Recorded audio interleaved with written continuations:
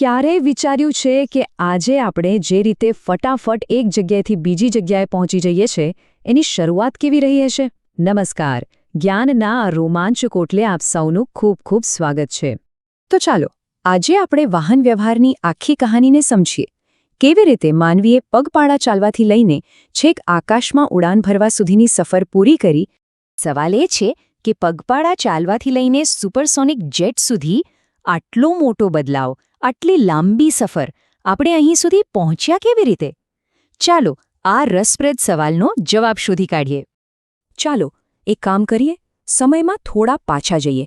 એ સમયમાં જ્યારે મુસાફરીનો મતલબ હતો માત્ર પોતાના પગ અથવા તો કુદરતનો સાથ. એકદમ શરૂઆતમાં લોકો બસ પગપાળા જ ચાલતા અને બધો સામાન પોતાની જાતે જ ઉપાડતા. પછી ધીરે ધીરે સમજાયું કે પ્રાણીઓની તાકાતનો પણ ઉપયોગ કરી શકાય છે. અને જ્યારે નદી કે દરિયો પાર કરવાનો હોય ત્યારે લાકડાના મોટા ટુકડાને કોતરીને નાની નાવડીઓ બનાવવાનું શરૂ કર્યું. ધારારેખીય આકાર, આ એક નાનકડા વિચારથી મોટો ફરક પડ્યો.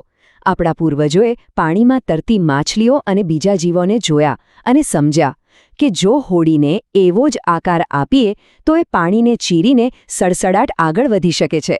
ખરું ને? પ્રકૃતિ જ આપણી સૌથી મોટી શિક્ષક છે. અને પછી ઇતિહાસમાં બે એવી જબરદસ્ત શોધો થઈ જેણે આખી દુનિયામાં વાહન વ્યવહારનો ચહેરો જ બદલી નાખ્યો.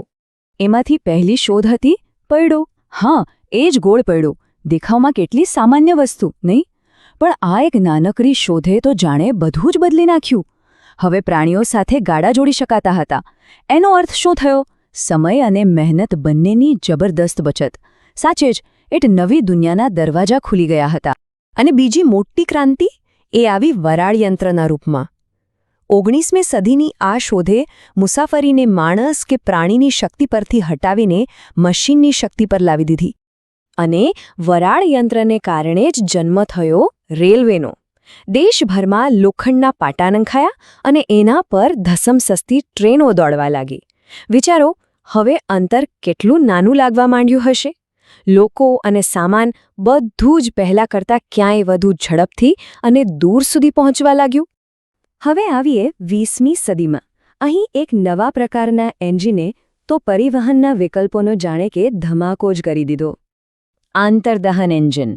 આ એક એન્જિને જમીન, હવા અને પાણી ત્રણેય જગ્યાએ ક્રાંતિ કરી દીધી. આજે આપણે જે કાર, ટ્રક, બસ, વિમાન અને મોટા મોટા જહાજો જોઈએ છીએ એ બધા પાછળ આ શક્તિશાળી શોધ જ જવાબદાર છે.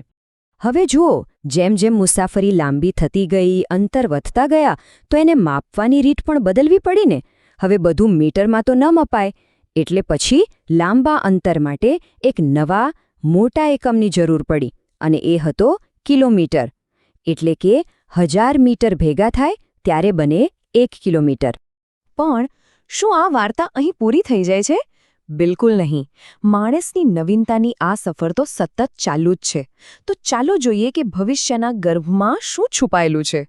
ભવિષ્યમાં આપણે અવાજ કરતાં પણ વધુ ઝડપી વિમાનોમાં ઉડીશું. એવી ટ્રેનોમાં બેસીશું જે પાટાને અડ્યા વગર ચુંબકીય શક્તિ પર તરતી હશે અને રસ્તા પર તો ઇલેક્ટ્રિક વાહનો હશે. પરિવહનનું ભવિષ્ય ખરેખર ખૂબ જ રોમાંચક છે. તો એક નજરમાં જોઈએ તો આપણી સફર પગપાળા ચાલવાથી શરૂ થઈ.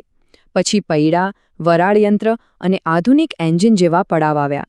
અને હવે આપણે એકદમ એડવાન્સ ટેકનોલોજીના નવા યુગમાં પ્રવેશી રહ્યા છીએ. ખરેખર આ એક વાક્ય આખી સફરનો સાર કહી દે છે.